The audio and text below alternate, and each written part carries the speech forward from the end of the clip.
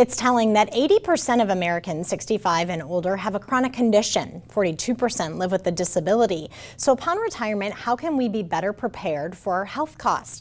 Joining us is Josh Royeton of Edward Jones. Josh, you have a few suggestions for us when it comes to making the right moves. And it sounds like the first is to take advantage of our health savings account. Is that right? Absolutely, especially because the average couple might spend between $10,000 and $12,000 per year on healthcare costs.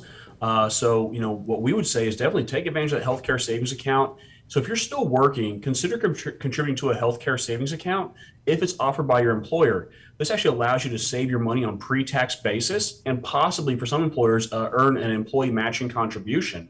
So this can potentially grow and then be withdrawn tax-free to help you pay for those qualified medical expenses that you're going to have and you're going to face down the road in retirement. So your health savings account, is that something that will add up over time? If you're not going to use it, say this year, next year, does that add up? Absolutely. It's one of those programs you can use where you can actually save, X percent of each paycheck. You put that away. If you don't spend it, it's not like those flexible spending accounts where you have to use it or lose it by the end of the year. This actually rolls over year to year. So you can actually contribute and make a pretty sizable balance by the time you actually get into retirement.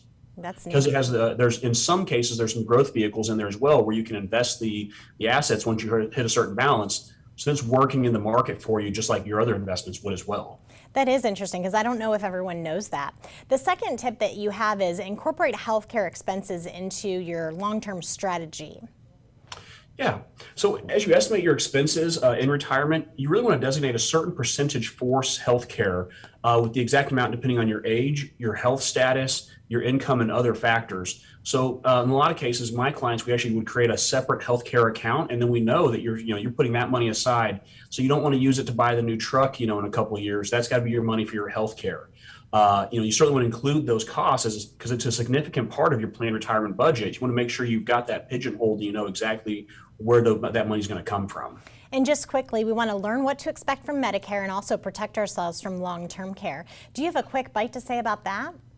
Yeah, absolutely. So for long-term care, one thing about Medicare people are going to learn is that Medicare does not cover much in the way of long-term care expenses. So if you want to plan for that eventuality or that possibility, you really want to sit down with a financial advisor and learn more about a strategy to incorporate your own protection for long-term care because Medicare is great, but it's not going to cover everything. Love it. Josh, thanks for being with us today.